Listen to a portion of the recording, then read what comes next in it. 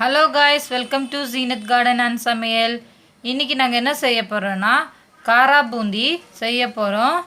இப்போ நம்ம காரா பூந்தி செய்யறதுக்காக 1 கப் ரேஷன் கடை தோரம் பருப்பு மாவு எடுத்துருக்கோம்.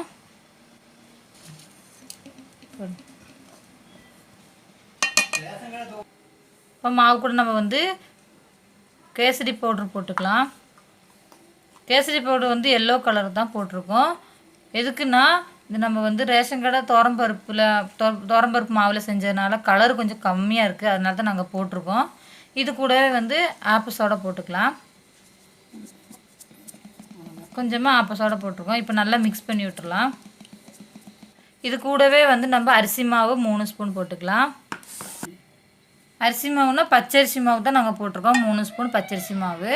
இப்போ எல்லாமே மிக்ஸ் பண்ணிடலாம்.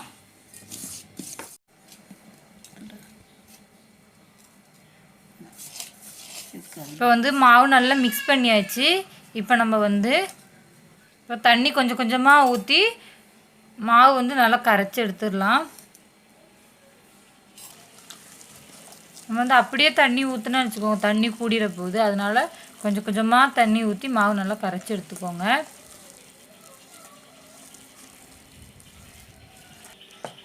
இப்போ நம்ம காரா பூந்தி மாவு ரெடி ஆயிடுச்சு. பார்த்தீங்களா, இந்த அளவுக்கு நீங்கள் நல்லா மாவு கரைச்சி எடுத்துக்கணும். ரொம்ப தண்ணி இல்லாமல் ரொம்ப திக்கு இல்லாமையோ தோசை மாவு பருவத்தில் மாவு நல்லா கரைச்சி எடுத்துக்கோங்க. இப்போ காரா பூந்தி பொரிச்சு எடுக்கிறதுக்காக நம்ம எண்ணெய் காய வச்சுக்கலாம். இப்போ நம்ம எண்ணெய் சூடாக்க வச்சுருக்கோம். எண்ணெய் நல்லா சூடாகட்டும். நாங்கள் இப்போ எண்ணெயில் கொஞ்சம் தெரியாக கிடக்குது. அது நாங்கள் இப்போ காரா பூந்தி சுட்டு பார்த்தோம் எப்படி வருதுன்னு.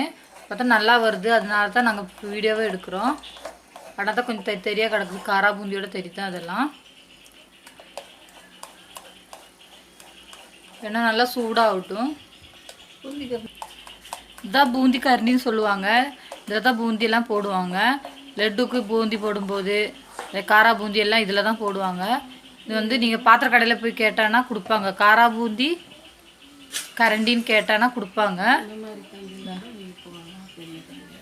அந்த மாதிரி இந்த கரண்டிக்கு நீங்கள் வாங்க முடியலன்னா கூட இந்த மாதிரி கரண்டியில் கூட நீங்கள் போடலாம். இந்த கரண்டியில் போடும்போது கொஞ்சம் ரொம்ப லேட் ஆகும் போட்டு எடுக்கிறதுக்கு. அதனால் நீங்கள் காரா பூந்தி கரண்டின்னு கேட்டு பாருங்க, கடையில் கொடுப்பாங்க. இப்போ எண்ணெய் நல்லா சூடாயிருச்சு. இப்போ நம்ம மாவு ஊற்றிக்கலாம். பார்த்தீங்களா, இந்த மாதிரி ஊற்றி தோசைக்கு திருப்புற மாதிரியே பண்ணிக்கோங்க. பார்த்தீங்களா, அந்த மாதிரி போது மணி மணியாக உழுது பாருங்க கீழே இவ்வளோ அழகா.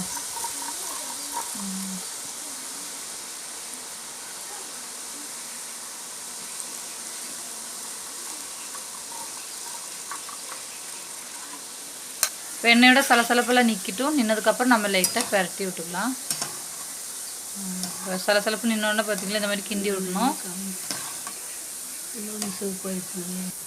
பாருங்கள், நல்லா மணி மணியாக வந்திருக்கு. கொஞ்சம் ப்ரௌன் நிறமாக வந்திருக்கு பாருங்கள். நல்லா அழகாக இருக்குது பார்க்கறதுக்கு. எண்ணெயோட சலசலப்பு நின்னதுக்கப்புறம் நம்ம அள்ளிட வேண்டியது தான். இப்போ எண்ணெயோட சலசலப்பெல்லாம் நின்றுச்சு. நம்ம அள்ளிட வேண்டியது தான்.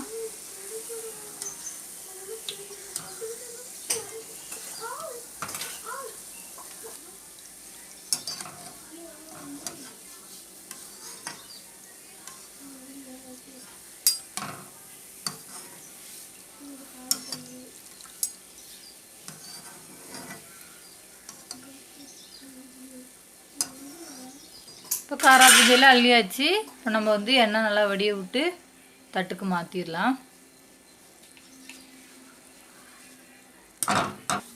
தட்டுக்கு மாற்றியாச்சு. பாருங்க, சவுண்டு வேறு. ஒரு தடவைக்கும் பார்த்தீங்களா, அந்த கரண்டி நல்லா க்ளீன் பண்ணிக்கோங்க. இதேமாதிரி நல்லா மாவு நல்லா வலிச்சு ஊற்றுனதுக்கப்புறம் 2வது ஊற்றுங்க. இல்லைன்னா மாவு திக்கு திக்காக விழும். அதனால் கரண்டி எப்போவும் நல்லா க்ளீன் பண்ணிவிட்டு அதுக்கப்புறம் 2வது ஊற்றுங்க. ஏற்கனவே நாங்கள் இந்த மாதிரி மாவில் நாங்கள் பஜ்ஜி, காரச்சவ்வு, அப்புறம்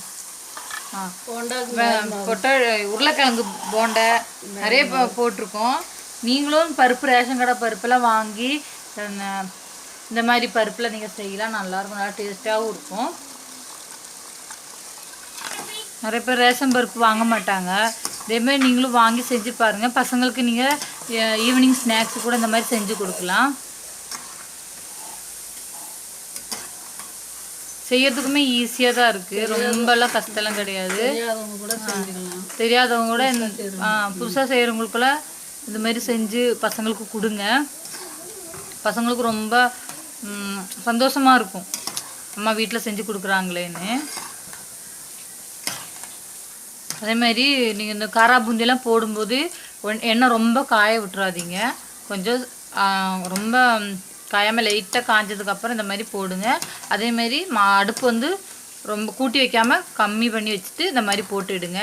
போடும்போது நல்ல நம்ம காரா பூந்தி போடும்போது நல்லா சூடு இருக்கணுமா எண்ணெய். அதுக்கப்புறம் அடுப்பு கம்மி பண்ணிக்கோங்க, இல்லைன்னா ரொம்ப கரிஞ்சிரும், அவ்வளோ டேஸ்ட்டும் இருக்காது, ரொம்ப இதுவாயிரும். அதனால் நீங்கள் வந்து அடுப்பு வந்து நல்லா எண்ணெய் நல்லா சூடானதுக்கப்புறம் ஊற்றுனது உடனே அடுப்பு கம்மி பண்ணி வச்சுக்கோங்க. பார்த்தீங்களா எண்ணெய் சலசலப்பெல்லாம் நின்றுச்சு. நம்ம அள்ளிட வேண்டியதுதான்.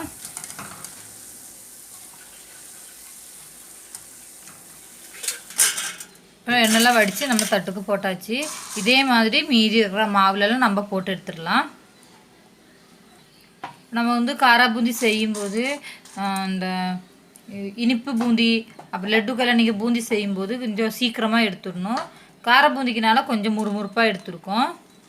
அதே மாதிரி இனிப்பு பூந்திக்கெல்லாம் செய்யும்போது நீங்கள் சீக்கிரமாக எடுத்து சக்கரை பாவில் போட்டுற வேண்டியது தான். இதே மாதிரி மீதி இருக்கிற மாவில் நம்ம காரா பூந்தி போட்டு எடுத்துடலாம். இப்போ காரா பூந்தியெல்லாம் நம்ம பொரித்து முடிச்சாச்சு. இப்போ காரா பூந்தி கூட போடுறதுக்காக நம்ம வந்து பூண்டு பல் தட்டி வச்சுருக்கோம். இப்போ பூண்டு பல் தட்டி வச்சு நம்ம எண்ணெயில் போட்டு எடுத்துடலாம்.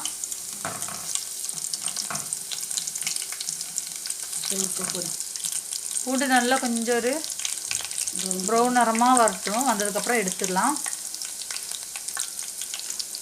நல்லா வாசனையாக இருக்கும் பூண்டு போட்டோன்னா.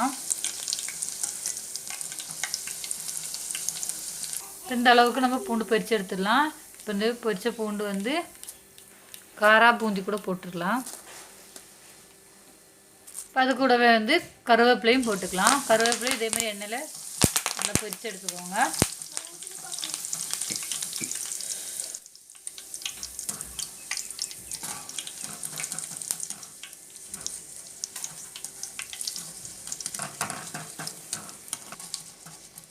கருவேப்பிலையும் அள்ளிடலாம். கருவேப்பிலையும் நம்ம காரா பூந்தி கூட போட்டுடலாம். இப்போ வந்து வேர்க்கடலையும் போட்டுடலாம், எண்ணெயில் பொரிச்சு எடுத்துடலாம்.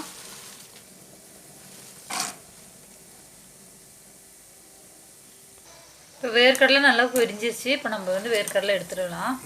வேர்க்கடலை கொஞ்சம் ப்ரௌன் நிறமாக வர வரையும் இங்கே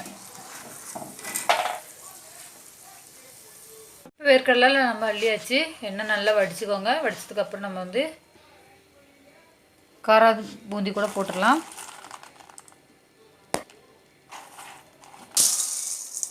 இப்போ நம்ம வந்து பொரிச்சு வச்சுக்கிற காரா பூந்தி, வேர்க்கடலை, கருவேப்பிலை, பூண்டெல்லாம் நல்லா மிக்ஸ் பண்ணியாச்சு. மிக்ஸ் பண்ணதுக்கப்புறம் நம்ம வந்து உப்பு மிளகாத்தூள் தூவிடலாம். நாங்கள் வந்து காஷ்மீர் மிளகாத்தூள் போட்டிருக்கோம்.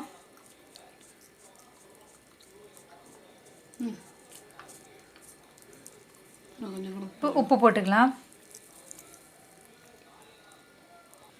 இப்போ வந்து உப்பெல்லாம் போட்டாச்சு. இப்போ நம்ம வந்து நல்லா மிக்ஸ் பண்ணிடலாம்.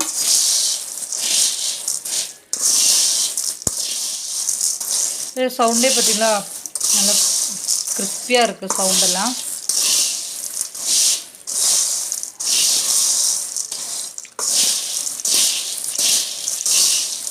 பார்க்கவே நல்லா கலர்ஃபுல்லாக இருக்குது. நல்லா மிக்ஸ் பண்ணி விட்டுடலாம். இப்போ காரா பூந்தி ரெடி ஆயிடுச்சு. பார்க்க பாருங்கள் எவ்வளோ அழகாக இருக்குது பாருங்கள். அதே மாதிரி செம்ம டேஸ்ட்டாக இருக்கும். நீங்கள் வந்து ரேஷன் கடையில் கிடைக்கிற பருப்பெல்லாம் விட்டுறாதீங்க. வாங்கிட்டு இதே மாதிரி நீங்கள் பருப்பில் நிறைய ஐட்டம்ஸ் செய்யலாம். இதே மாதிரி செஞ்சு கொடுங்க பசங்களுக்கு. கண்டிப்பாக பசங்களுக்கு ரொம்ப பிடிக்கும். வாங்க டேஸ்ட் பண்ணி பார்க்கலாம் எப்படி இருக்குன்னு.